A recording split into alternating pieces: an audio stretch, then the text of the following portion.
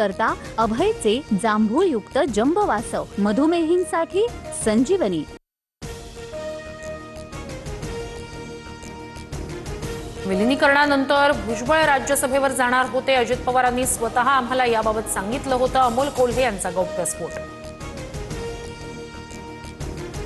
छगन भुजबळांची अनेक वर्षांपासून दिल्लीत जायची इच्छा, ज्येष्ठांसाठी राज्यसभा योग्य सदन। अमोल कोल्हे यांच्या गौप्यस्फोटानंतर संजय राऊतांचं वक्तव्य।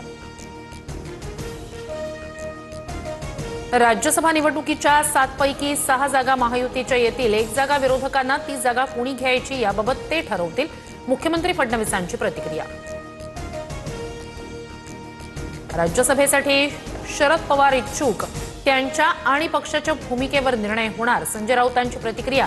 तर प्रियांका चतुर्वेदी राज्यसभेवर जाऊ नये यासाठी राऊत प्रयत्नशील, नवनाथ बन यांचा निशाणा।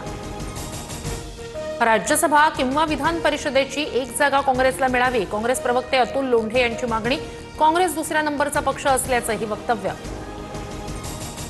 प्रत्येक गोष्टीला एक्सपायरी डेट असते, सत्तेत असणाऱ्यांनाही एक्सपायरी डेट, काँग्रेस सारखीच यांचीही परिस्थिती होणार।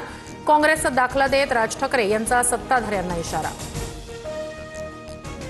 ठाकरेंच्या शिवसेनेतून स्वीकृत नगरसेवकांसाठी 3 नावांवर शिक्कामोर्तब। साईनाथ दुर्गे, माधुरी मांजरेकर आणि कैलास पाठक यांची नावं फायनल।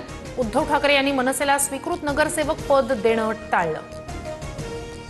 कोत्या मनाच्या प्रवृत्तीकडून स्वीकृतीची अपेक्षा बाळगू नये, व्हॉट्सअप स्टेटस ठेवत संदीप देशपांडे यांची ठाकरे सेनेवर टीका। तर एकमत झालं की नाही हे देशपांडेंना माहिती आहे का? माहित नसताना प्रतिक्रिया देणं म्हणजे उतावळेपणा, किशोरी पेडणेकर यांची टीका।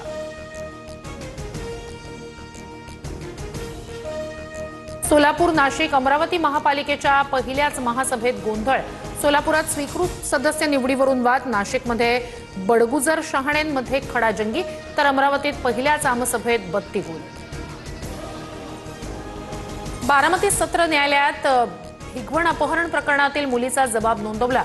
आईकडे जाण्यास मुलीचा नकार, मुलीवर दबाव असल्याचा नातेवाईकांचा आरोप। कारल्याची भाजी बनवल्याच्या रागातून आईची हत्या, दारुड्या मुलाकडून आईला अमानुष मारहाण करत हत्या। चंद्रपूरच्या डोंगर गावातील घटना, आरोपी जगदीश पेटकुले जेरबंद।